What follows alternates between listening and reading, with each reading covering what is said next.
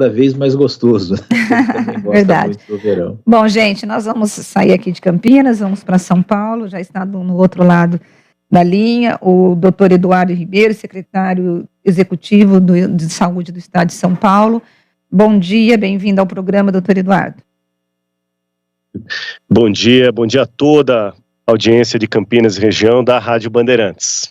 Bom, eu sei que o senhor está aqui para falar sobre o final de semana, que nós teremos aí uma grande, um mutirão, né, das cirurgias, mas eu gostaria de começar primeiro pela varíola dos macacos, que é uma coisa que é uma questão que tem nos preocupado muito, né, e eu sei que o governo do estado de São Paulo ontem fez uma coletiva, tomando algumas medidas em relação ao procedimento de como tratar e trabalhar com como atender, na verdade, os pacientes dessa doença. Essa doença, ela tem preocupado o governo, ela pode chegar a ser, ou como ter o mesmo impacto de uma Covid, ou vocês acreditam que não? Então, aproveitando a oportunidade, agradeço poder estar aqui prestando esse serviço de utilidade pública. Em relação à varíola dos macacos, a monkeypox, o estado de São Paulo hoje totaliza cerca de 1.400 casos confirmados, na sua imensa maioria são casos leves e cujo manejo se dá com o isolamento domiciliar e a vigilância epidemiológica. Então, é uma situação que sim preocupa o estado, porque exige uma organização e, como você bem colocou, Rose, ontem nós publicizamos as ações que já vêm sendo adotadas desde o início, desde o primeiro caso confirmado, e é uma situação que exige uma organização da rede que já está estruturada no estado de São Paulo, a porta de entrada, o local onde os pacientes que têm qualquer sintoma,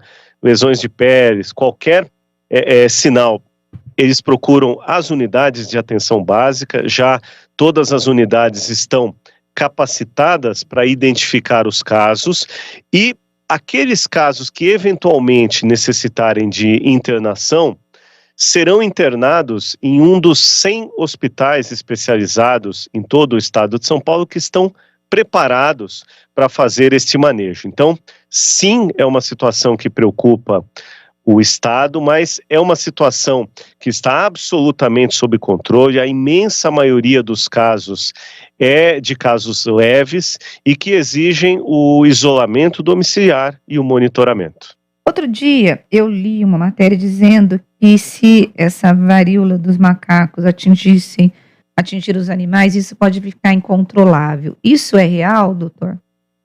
Olha, essa é uma situação em que pese não seja uma doença nova, mas o enfrentamento dela nesta ordem de frequência, ele é novo. Então nós estamos monitorando, muitos estudos estão acompanhando qual é a tendência de expansão desta situação. Então nós vamos dando essas notícias para e passo conforme os estudos vão avançando. Então, nada absolutamente conclusivo em relação a estas possibilidades. O que a gente pode garantir aqui, aproveitar a sua audiência para garantir a toda a população, é que a rede de saúde do estado de São Paulo, composta pelas unidades municipais e pelas unidades estaduais, está desde o início organizada, preparada para atender e acompanhar os casos e que a população fique tranquila que esta situação está sob controle. Bom, falado aí sobre a varíola dos macacos, agora eu gostaria de entrar no outro assunto, né, para o qual o senhor foi convidado a conversar conosco, que é o mutirão das cirurgias. Primeiramente, para situar o nosso ouvinte, eu gostaria que o senhor dissesse do que se trata realmente o mutirão das cirurgias. Essa é uma mega ação que o governo do estado de São Paulo vai fazer amanhã, dia 6, sábado. Não é a única, nós faremos outras ações nas semanas seguintes, mas é uma mega ação de avaliação pré-operatória para a cirurgia. Então, no sábado, dia 6, mais de 1.000 profissionais estarão diretamente envolvidos, são 41 ambulatórios médicos de especialidade, são 22 hospitais estaduais que vão avaliar mais de 7.500 pacientes que aguardam por essa avaliação, que é uma etapa importante para a realização das cirurgias. Então, os pacientes estão sendo agendados pelas prefeituras em parceria com a regulação do Estado, comparecerão aí em Campinas, no AME de Campinas, no AME de Atibaia, no AME Santa Bárbara do Oeste e no Hospital Regional de Jundiaí, onde serão realizadas no sábado, amanhã, mais de 320 avaliações. Então, uma mega ação, ela é inédita nesta magnitude, mais de 7.500 pacientes avaliados para cirurgia num único dia. E eu vou aproveitar a oportunidade e vou amanhã, às 10 da manhã, no AME de Campinas, acompanhar pessoalmente esta ação aí em Campinas. Em Campinas, desses 320, o senhor sabe me dizer quantas pessoas serão atendidas em Campinas?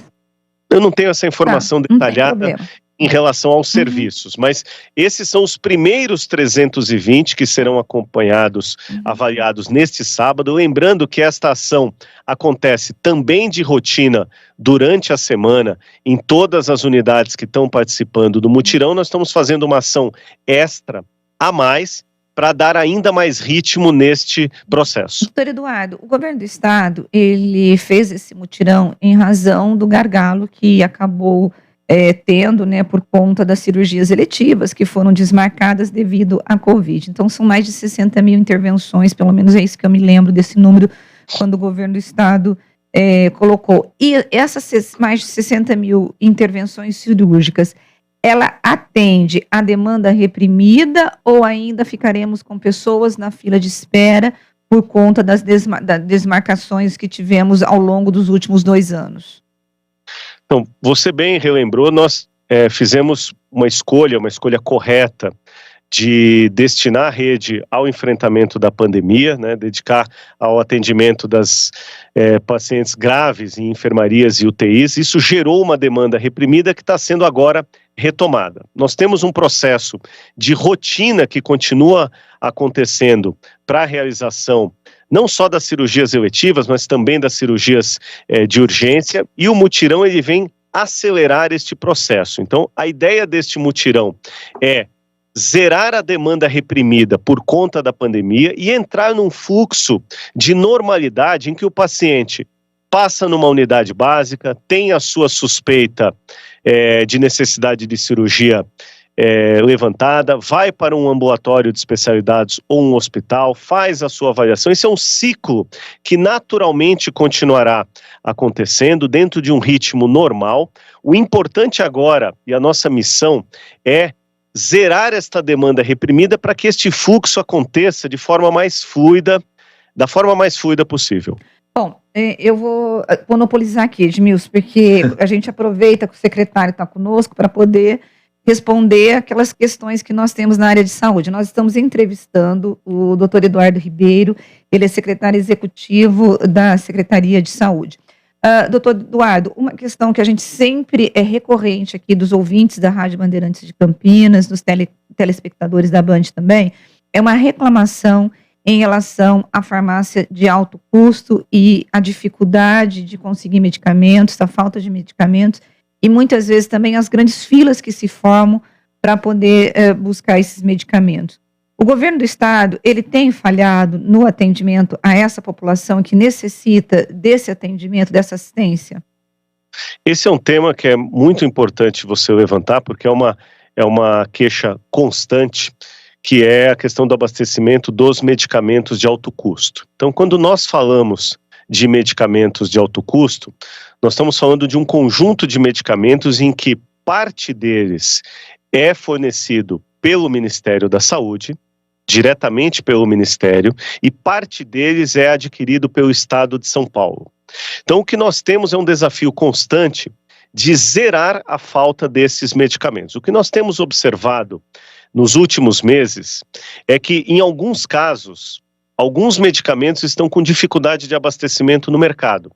não só no mercado público, mas também no mercado privado. Vocês têm acompanhado e noticiado alguns medicamentos que estão em falta em todos os locais.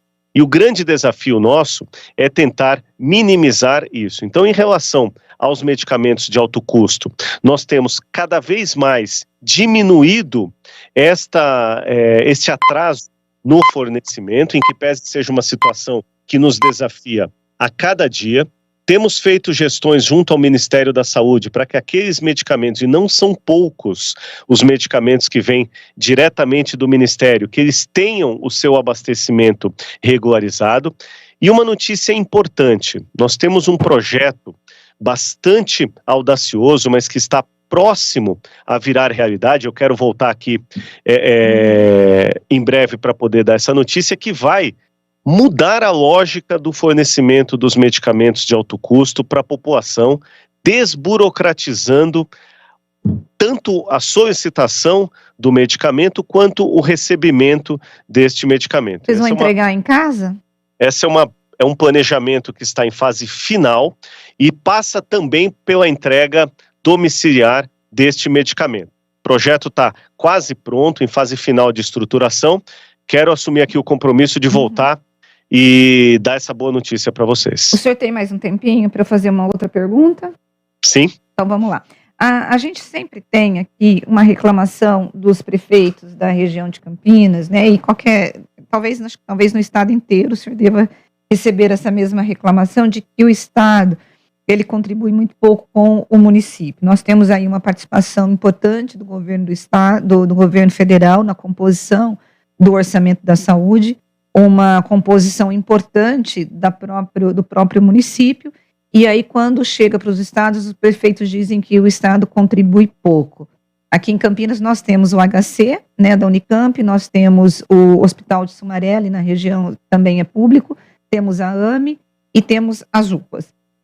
De qualquer forma, como que o senhor vê essa reclamação dos prefeitos? O estado, ele é tímido na liberação de recursos na questão da saúde?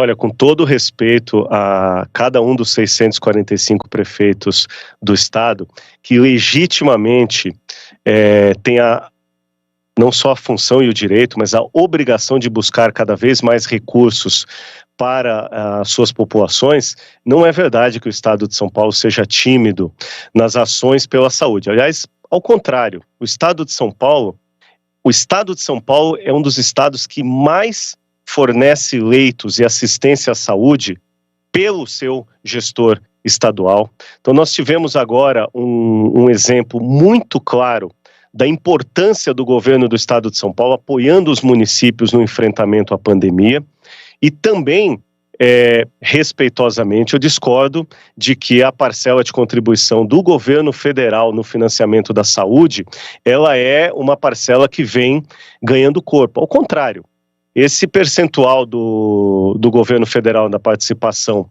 do financiamento da saúde, ele vem encolhendo. Nós tivemos aqui um exemplo claro durante a pandemia, em que o Ministério deixou de financiar, em determinado momento, quase 80% dos leitos de UTI do Estado, e que ficaram a cargo não só do Estado, mas também dos municípios de financiarem. Esse é um tema importante, o qual eu me coloco à disposição para numa outra ocasião discuti-lo profundamente, porque a questão do financiamento da saúde no estado de São Paulo, ela claramente recai de forma majoritária sobre o estado e os municípios. A participação do governo federal, ela vem sendo cada vez mais tímida. Edmilson? Voltando ao mutirão aí, a Unicamp aqui de Campinas, né, anunciou que tem uma grande participação nessa ação. Essa ação foi efetivada, ela vai participar mesmo? Como é que está essa situação? É verdade, eu conversei ontem e hoje com a nova superintendente, a Elaine, e a Unicamp ela tem um papel fundamental. Ela, inclusive, é protagonista num modelo inovador de mutirão, que é o mutirão itinerante. Então, nós estamos aí programando uma ação em que os médicos da Unicamp irão a um município da região, farão a avaliação dos pacientes nesse município, depois realizarão a cirurgia, além de avaliações no próprio HC da Unicamp. Então a Unicamp é parceira, a superintendente Elaine é parceira da Secretaria de Estado da Saúde nesta e em outras ações. Doutor Dário, eu quero agradecer a entrevista, muito obrigada por ter tirado um tempinho na sua agenda para falar conosco, e tomara que esse mutirão seja um sucesso e que ajude muita gente, porque eu me lembro que na época da pandemia, quem teve as cirurgias canceladas ou suspensas, né, assim, é aquela história, né, a pessoa continua doente, ela só não tem a gravidade que tinha o paciente da Covid, mas ela permanecia com dor, ela permanecia com a necessidade do atendimento. E tomara que essa pessoa finalmente consiga, né, o seu atendimento e a sua cirurgia para poder ter qualidade de vida. É isso, eu agradeço mais uma vez a oportunidade, aproveito a grande audiência de vocês e peço para todos aqueles que estão nos ouvindo e que conhecem alguém que está na demanda por cirurgia, que está agendado, que compareça à avaliação deste sábado. Aqueles que ainda não foram agendados, fiquem tranquilos, todos serão agendados para avaliação. Amanhã, no AME Campinas, às 10 horas da manhã, eu estou por aí. Seria um prazer poder encontrar com vocês lá e bater mais um papo, conversar um pouco mais. E numa outra oportunidade que eu tiver a Campinas, se me convidarem para um café, o convite já está aceito. Está convidado quando você passar aqui durante a semana, porque de sábado, né, ninguém merece aqui, né? Estou brincando, secretário, mas quando o senhor quiser, estiver aqui em Campinas, pode passar que nós iremos recebê-lo e ofertaremos um café. Pão de queijo eu não posso prometer, mas o café eu prometo. Bom final de semana, secretário. Para vocês também, fiquem com Deus, um abraço. Bom,